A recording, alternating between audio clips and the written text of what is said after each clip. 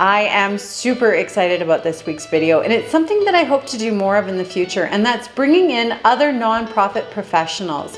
So today we're going to be talking to MONIQUE, who is the founder of Sponsorship Catalyst. Now, I am very good at what I do, but I don't know everything, and it's nice to have somebody working in a specific niche area. So today she's going to be talking with us about nonprofit sponsorship, and she's amazing. So I've left all of her contact information in her bio below in the description. So with that, welcome Mariah.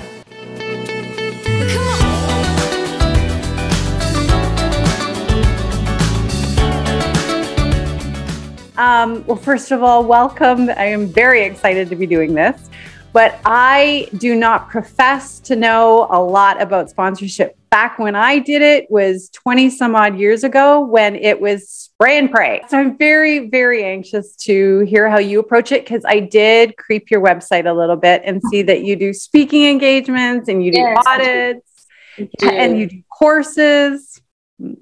Well, I don't do courses anymore. I will probably relaunch it in the future, but more so now one-on-one VIP days and audit and alignment sessions. So, and then I allow people to pick my brain just, for, about 45 minutes to ask whatever questions they have regarding it. So yeah, we've evolved. We've evolved a little bit.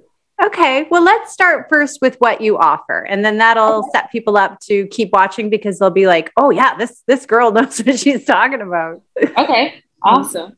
So I am a sponsorship strategy coach, and I offer nonprofit organizations, or I teach nonprofit organizations how to position as well as package and pitch their events to corporate event sponsors. And so I have evolved over the year, where I initially started off doing group coaching and really teaching organizations through a series of educational lectures, if you will, on the process of securing sponsors and what is needed.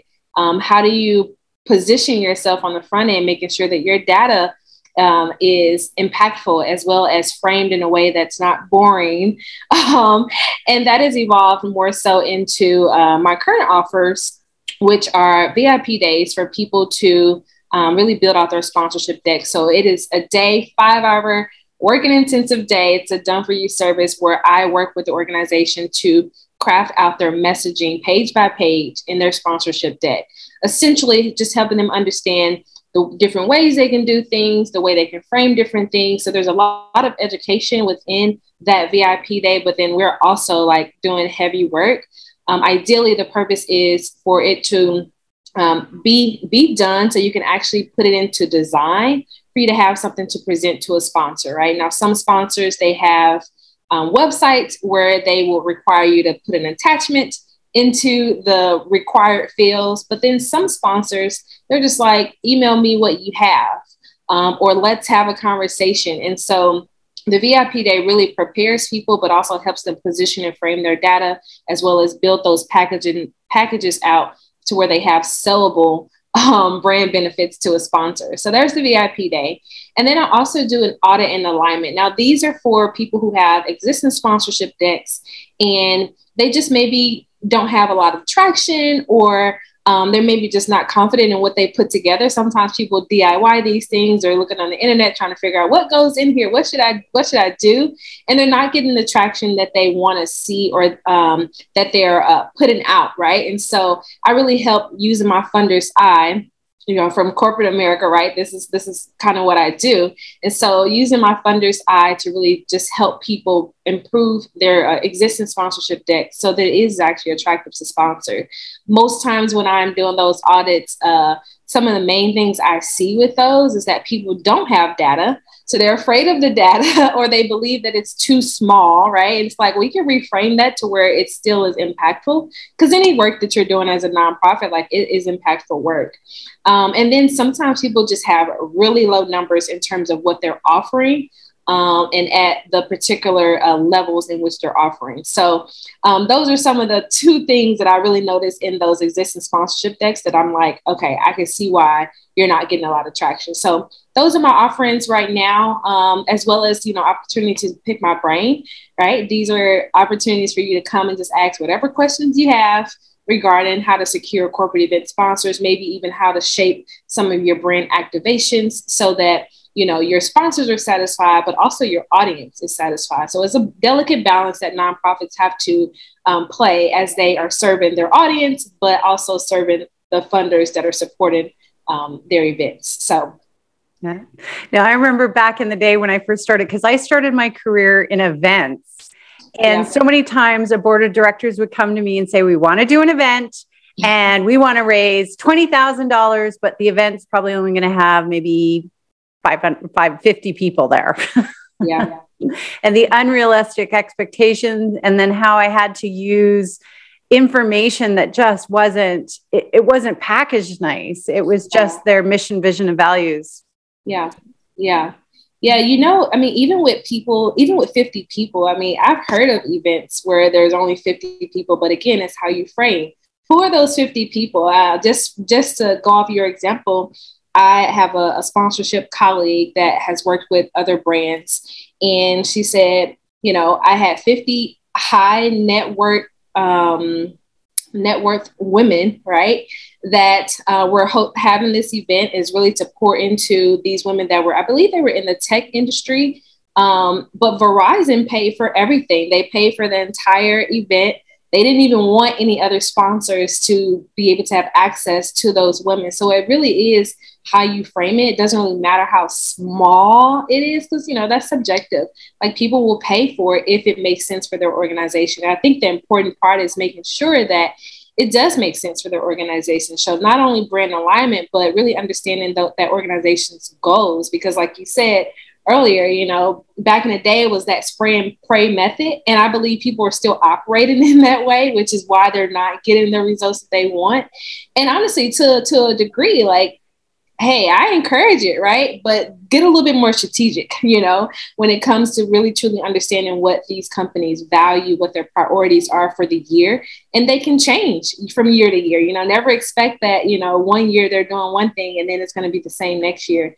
As we can see, 2020 really shifted a lot of that for most corporations, which is part of the reasons why I started my business, because I realized that a lot of nonprofit leaders, particularly in the BIPOC community, didn't know sponsorships existed.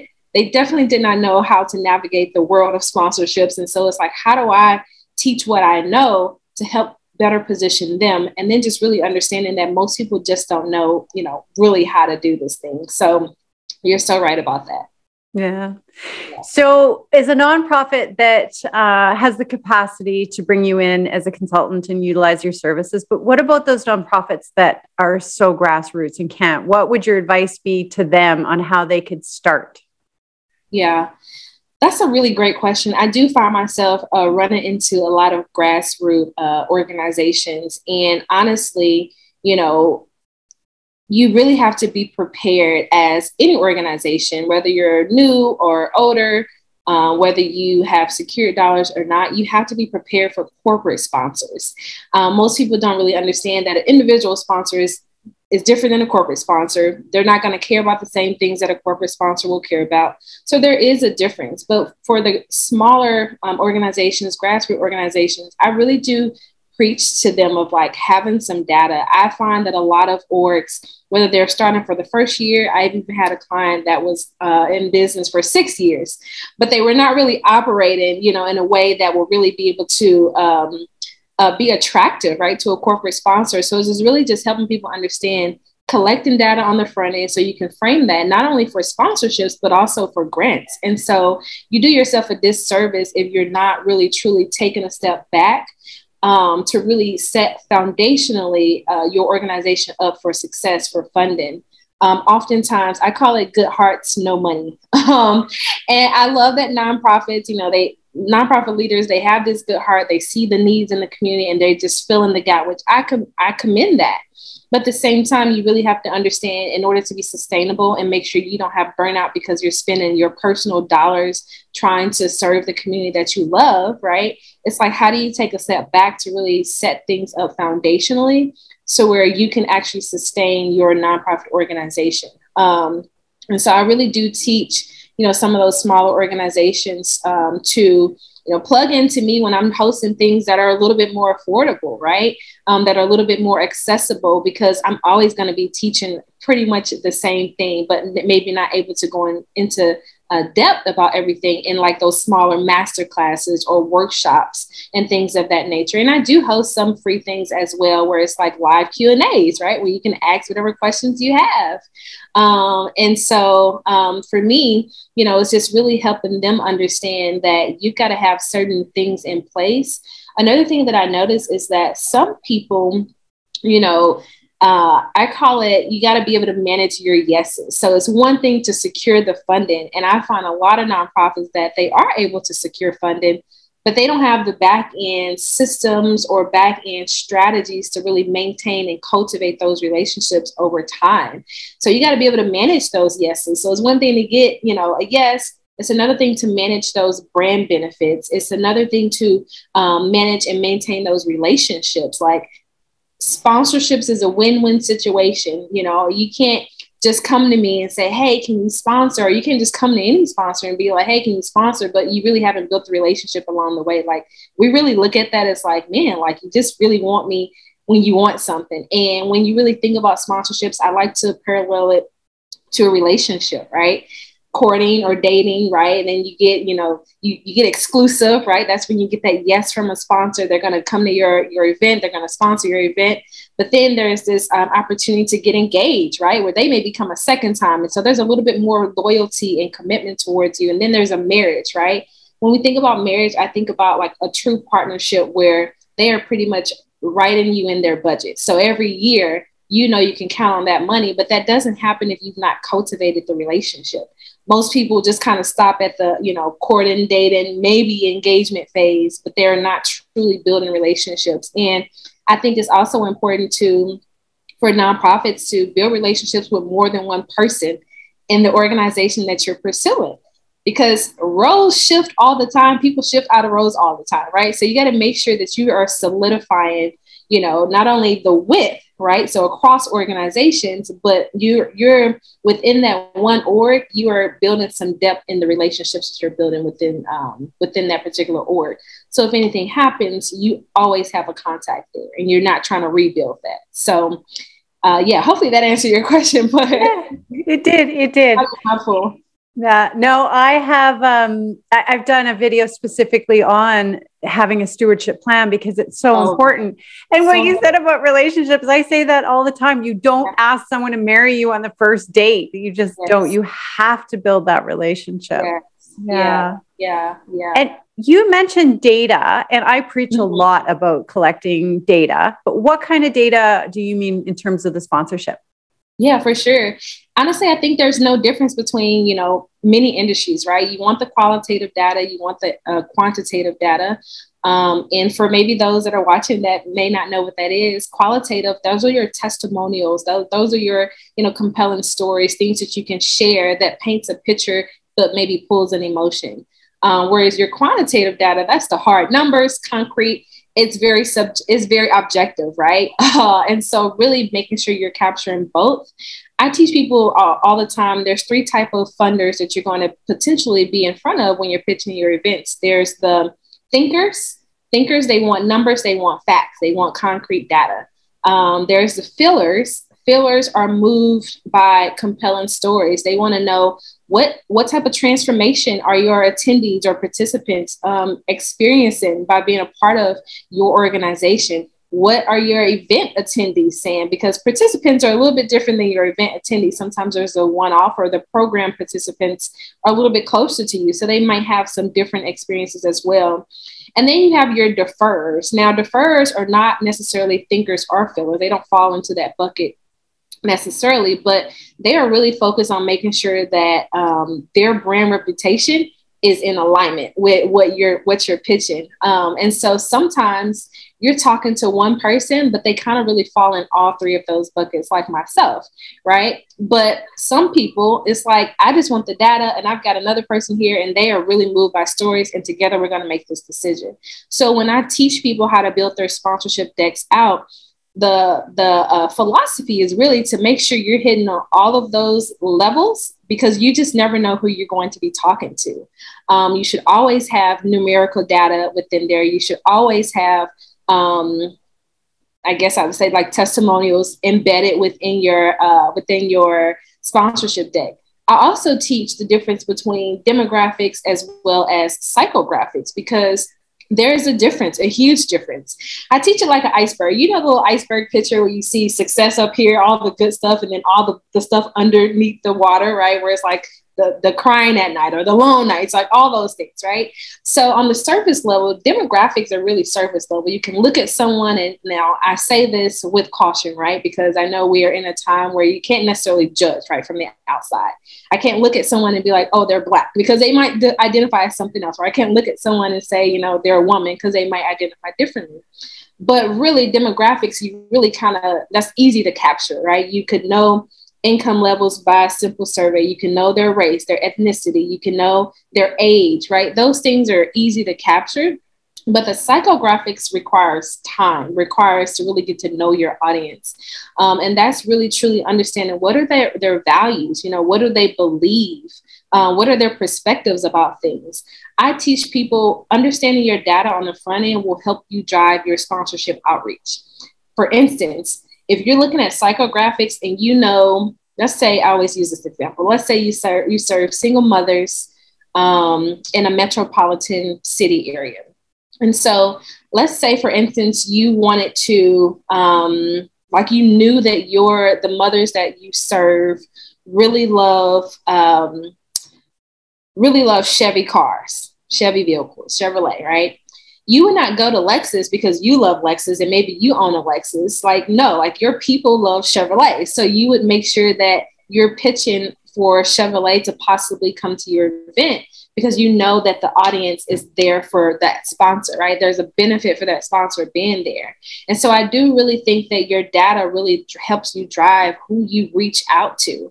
There's many brands out there that are sponsoring, but all of them are not the right fit for you or for your organization or for the people that you serve. So I think understanding the data on the front end helps you really position yourself and also helps you pitch better. Another thing with that example is like, you know, sometimes let's say those single mothers are, you know, you did a survey and you knew that within 12 months, you knew they would be looking for homes, right? Now you can go to the finance industry, right? For loans, home loans. Now you can go to the real estate industry, right? To make sure like, hey, we want you at these events because we know our audience, we know their values, we know their goals, we know what they're interested in within the next 12 months. Let's bring you to this experience. So again, those sponsors benefit because they're hitting the right target audience.